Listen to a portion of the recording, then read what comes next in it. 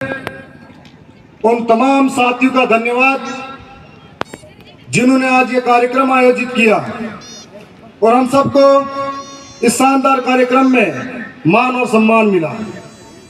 मैं आसपास के गांवों से, पालों से पधारे हुए मेरे नौजवान युवा साथियों, इज्जतदार बुजुर्गों, माता बहनों, आप सबको मेरी ओर से जोहार करता हूं।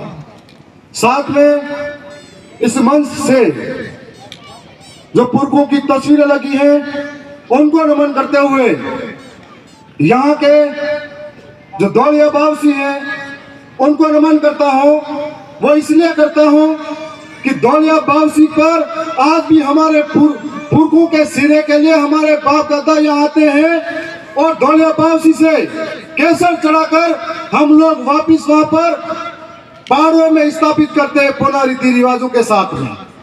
लेकिन जो हमारे पुरखों के बावजी थे, जो कालिया बावसी के नाम से भी जाने जाते थे, दौलिया बावसी के नाम पर दौलागढ़ में, कालिया बावसी के नाम पर केसरिया जी में और बुरिया बावसी के नाम पर गौतमेश्वर में, कालांतर में धीरे धीरे हमारे लोगों से इनकी पूजा विधि छीनी गई थी और केसरिया जी पर आज किसी और ने कब्जा जमाया है।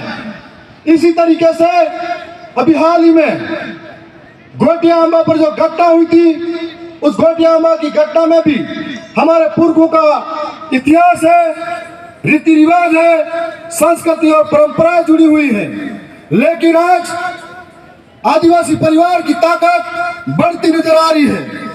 आदिवासी परिवार की बढ़ती ताकत को एक नारे से जोड़ा जाता है कि एक तीर एक कमान, और एक तीर एक कमान के नारे से पूरे देश के आदिवासी एक होने के लिए तैयार हो जाते हैं। ऐसे वक्त में आरएसएस और संघी विचारधाराओं को यह बात हजम नहीं होती है तो आरएसएस और संघी विचारधाराएं आदिवासी को आदिवासी से लड़वाने के लिए आगे करती है और आदिवासी के कंधों पर बंदूक रखकर उनको इस बात की ओर आगे ले जाती है। ऐसा पहली बार नहीं हुआ है, ऐसा कई बार हो चुका है कि जब आदिवासियों के देवी देवताओं पर अतिक्रमण करने का प्रयास किया गया, आदिवासी देवी देवताओं के साथ में छेड़छाड़ करने का प्रयास किया गया, उसी परिवार से जो दक्षिणी राजस्थान के अंदर आदिवासी परिवार की बढ़ती ताकत को रोकना चाहते हैं। और इसी तरीके से राजस्थान के पूर्वी हिस्से में भी जो अंबागढ़ का किला था, उस अंबागढ़ के किले के ऊपर जो मेड़ाओं का अंबागढ़ था, भगवा रंग लगा झंडा लगाया गया था, लेकिन वहां के मेड़ा उनको अंदर आपसी दरार डालने की कोशिश की थी, एक हुए थे और अंबागढ़ के किले को आरएसएस से आजाद कराया था। इस प्रकार से आज जो 9वीं कक्षा की एनसीईआरटी की किताब है, उस किताब के अंदर हमारा पुरखों का इतिहास है। मानगढ़ की वो पहाड़ी शौर्य पराक्रम बलिदान और त्याग और भक्ति की पहाड़ी है, जिस पर हमारे पुरखों ने 17 नवंबर 1913 के दिन पूरे मानगढ़ पर ब्रिटिश हुकूमत कहती है, ब्रिटिश हुकूमत का रिकॉर्ड कहता है कि 1 लाख से ज्यादा आदिवासी उस समय उस पहाड़ी पर इकट्ठे हुए थे और उस समय ब्रिटिश हुकूमत के कागजात कहते हैं कि 1500 से ज्यादा आदिवासी शहीद हुए थे। और जब 1500 से ज्यादा आदिवासी शहीद हुए थे तो वो लोग सिर्फ संप सभा की मांग नहीं कर रहे थे, वो लोग सेपरेट बिल प्रदेश की मांग कर रहे थे, सेपरेट बिल टेरिटरी की मांग कर रहे थे। और इस बात को लेकर ब्रिटिश हुकूमत को ये बात जमी नहीं, तब वो लोगों ने हमारे लोगों को भी आगे किया और इस बात को, इस आंदोलन को कुचलने के लिए जो 17 नवंबर 1913 को हमारे लोगों के साथ में गोलीकांड हुआ था। लेकिन हम उस पराक्रम और शौर्य को भूलना नहीं चाहते। उस पराक्रम और शौर्य के बाद में आज कुछ लोग जिनको मानगढ़ के जो शहादत हुआ उस टाइम पैदा नहीं हुए थे, वो कह रहे हैं कि इनका इतिहास मिटा देंगे। मैं इस ओछी मानसिकता पर आरएसएस के कठपुतली मन्नालाल रावत सांसद को कहना चाहता हूं, जब जब बिरसा मुंडा, टंटे मामा जैसे लोगों का इतिहास जिंदा है, जब जब हमारे और आपके जैसे नौजवान तैयार है, तब तक हर घर घर से एक बिरसा तैयार करा है, हर घर घर से एक कालीबाई तैयार करी है। आप हमारे विचारों को कभी नहीं मार सकते। और मैं आप सबको कहना चाहता हूं, ऐसे मन्नालाल हजार पैदा होंगे समाज में। क्योंकि बिरसा मुंडा को जब अंग्रेजों ने मारा था, दिल में जहर दिया था, तब भी पकड़ाने वाले उन्हीं समाज के लोग थे। जब टंटे मामा को पकड़ा गया था, तब भी उसी समाज के लोग थे। तब हम ये सोच सकते हैं कैसे मन्नालाल रावत जैसे हजार मन्नालाल रावत तैयार हो जाए, लेकिन आदिवासी के बढ़ते आंदोलन को, आदिवासी की बढ़ती क्रांति को तुम हरगिज नहीं रोक सकते। और हम लोग भील प्रदेश की मांग को विधानसभा के अंदर टेबल ठोक कर कह सकते हैं, यहाँ पर छाती ठोक कर कहेंगे कि भील प्रदेश जब तक नहीं बनेगा, हमारे एक लहू लहू का कतरा भी उसके लिए काम करेगा। साथियों, आज जिस तरीके से हमारे हक को मारा जा रहा है, यह बहुत बड़ी सोचने का बात है। जो लोग आदिवासियों के वोटों से जीत कर जाते हैं और आदिवासियों को मारने की बात करते हैं। हम लोग उदयपुर के अंदर लगातार खबरें देख रहे हैं कि पैंथर के द्वारा आदिवासियों पे हमला किया जा रहा है। और अभी सरकार को सफलता हासिल हुई कि पैंथर को पिंजरे में बंद किया था। उसी प्रकार से उदयपुर से वोट लेकर कुछ लोग दिल्ली की ओर लौटे थे, वो भी उस पैंथर की तरह कम नहीं है, जिन्होंने आदिवासी को वोट लेकर यह कहा कि आदिवासी का घर जला दो, आदिवासी को मारो। तो आज मैं कहना चाहता हूं, सरकार ने उस आदमखोर पैंथर को पकड़ा था, इस आतंकवादी पैंथर को वक्त आने पर अपन पिंजरे में बंद करेंगे। साथ साथ में यह बताना चाहूंगा कि आज सरकारें हमारे साथ कितना भेदभाव करती है।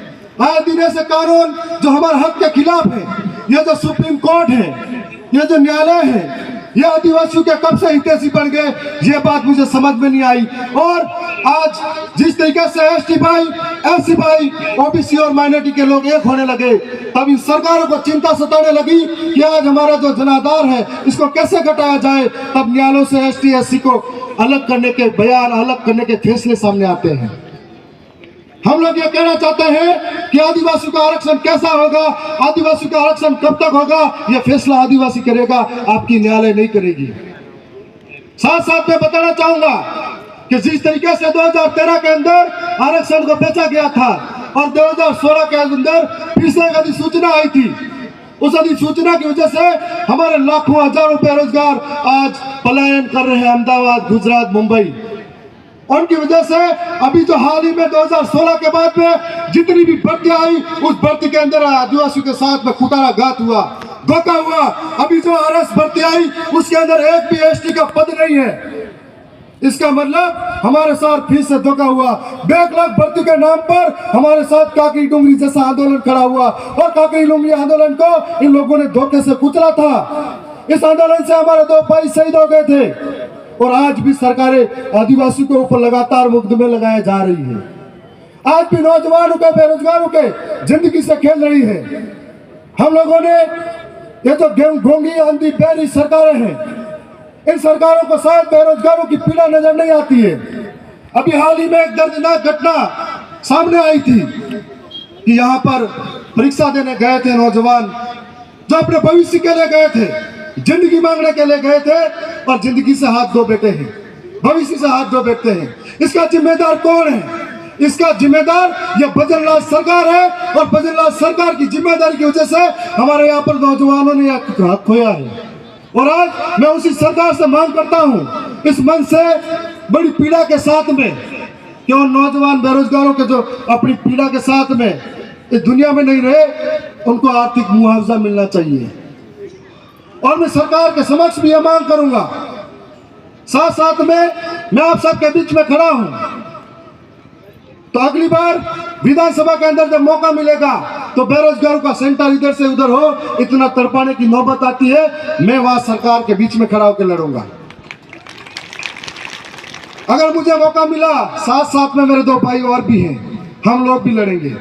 हम लोगों का बढ़ता वैचारिक आंदोलन, बढ़ती हुई ताकत पूरे देश के आदिवासी समझने लगा है कि किस तरीके से आदिवासियों के साथ में धोखा हुआ, कुटाराघात हुआ, इतिहास को छेड़छाड़ किया जा रहा है, तो पूरे देश का आदिवासी एक होता जा रहा है।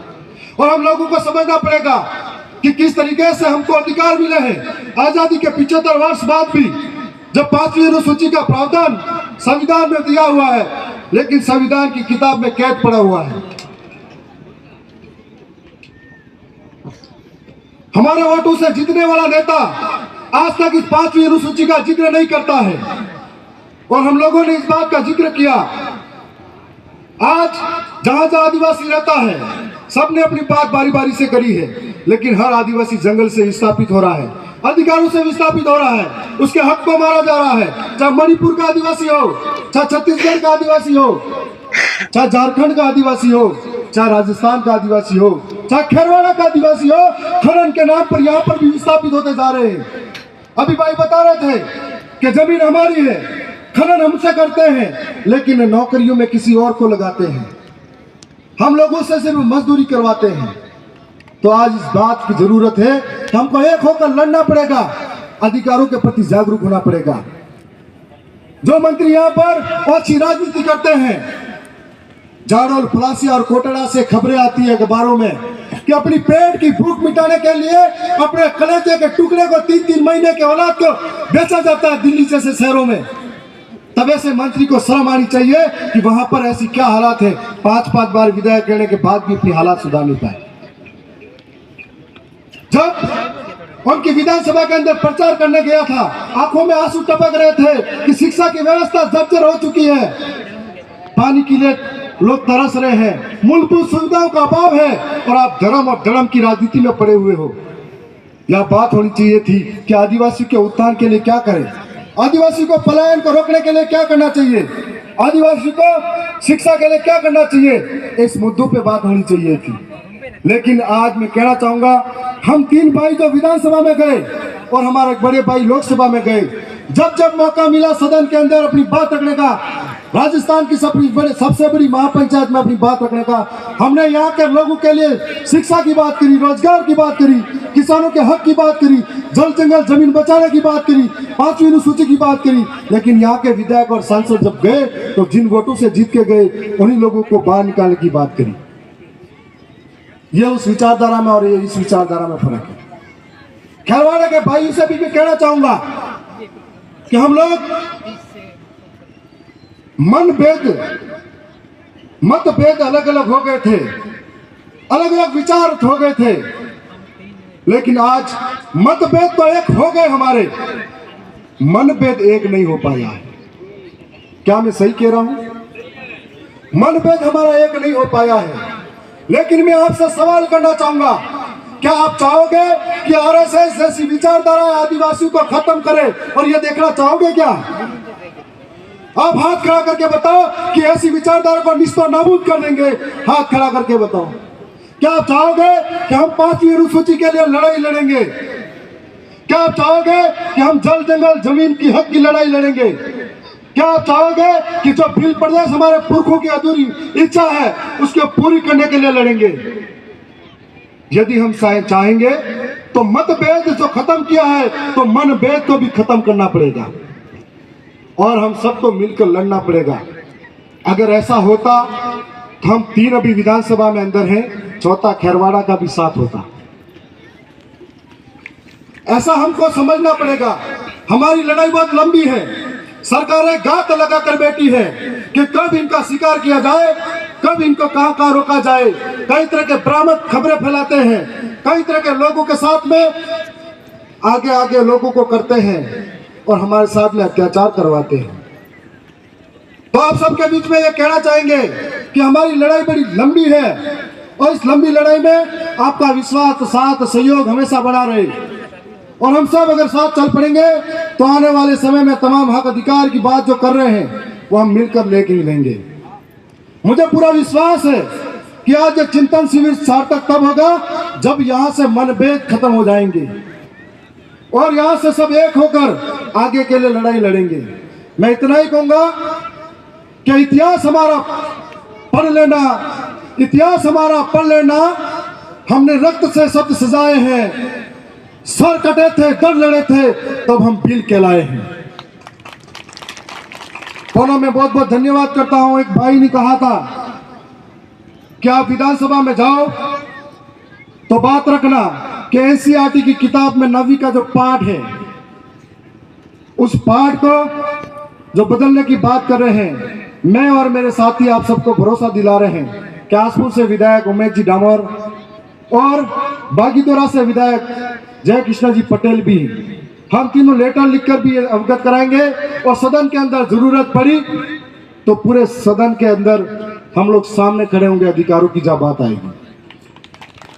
जब जब भी मौका मिला था विधानसभा के अंदर हम तीनों भाइयों ने सरकार को पहली बार एहसास कराया कि आदिवासी विधायक ऐसे होते हैं।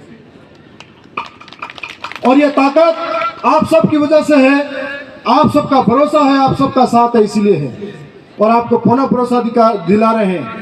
आपकी लड़ाई हो, चाहे लड़ाई खरवाड़ा की हो, चाहे लड़ाई डूंगरपुर की हो, चाहे लड़ाई छत्तीसगढ़ झारखंड की हो, चाहे लड़ाई देश के किसी भी कोने की हो, तो जब भी बात आएगी आदिवासियों की, हमको आगे खड़ा मिला पाओगे। क्योंकि जब जब आदिवासियों के साथ में अत्याचार होता है तो हमको ऐसा लगता है जैसे कि हमारे ही हिस्से की कोई, हमारे शरीर के किसी हिस्से पर चोट लगी हो और ये पीड़ा हम झेल नहीं पाते हैं। तो आज उन तमाम बातों के लिए मैं शुक्रिया धन्यवाद करता हूँ। जितनी बातें आपने समझी है, चाहे वो शिक्षा के लिए समझी है, रोजगार के लिए समझी है, इन बातों को जहन में लेकर आप घर जाए। कई साथियों ने कहा था कि माता बहनों का जो शरीर में हेमोग्लोबिन की मात्रा कम होती जा रही है। हमारे समय में नहीं, हमारे बाप दादा के समय में खेत पर एक ही खेत में सिर्फ वाड़ी होती थी, उस वाड़ी से फसलें की जाती थी और सिर्फ नमक लेने बाजार में जाया करते थे। और आज उस अपन सारा खेत अपना होते हुए भी बाजार का खा रहे हैं, इसलिए हमारी हेमोग्लोबिन की मात्रा कम हो रही है। दूसरा कारण हम कह सकते हैं, हम कितने सारे व्रत उपवास में जी रहे हैं। तो मेरे जिंदगी में कभी व्रत नहीं किया, इसलिए ऐसा हूं। तो इसलिए मैं पुनः बहुत बहुत धन्यवाद करता हूं उन तमाम प्रशासन की टीम, मीडिया और तमाम साथियों का जिन्होंने इतना शानदार कार्यक्रम आयोजित किया। धन्यवाद। जोहार।